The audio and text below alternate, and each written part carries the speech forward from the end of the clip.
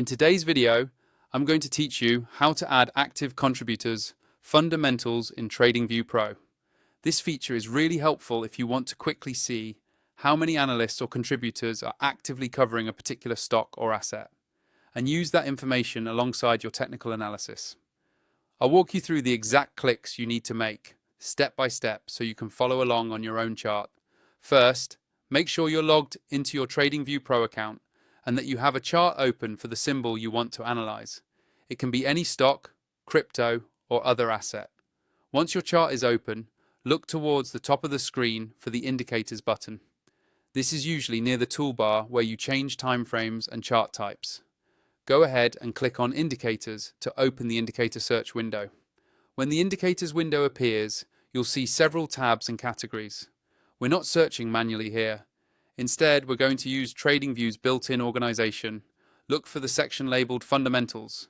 This is where TradingView groups all the data that comes from company, fundamentals, and related metrics. Click on Fundamentals to open that category. Inside the Fundamentals section, you'll see different subcategories. We're interested in the one labeled Social. These are metrics that combine market information with activity from the TradingView community or broader sentiment-style data. Find Social in the list and click on it to expand the social-related fundamentals. Now that you're inside the social category, scroll through the available options until you find active contributors. This is the specific fundamental we want to add to your chart.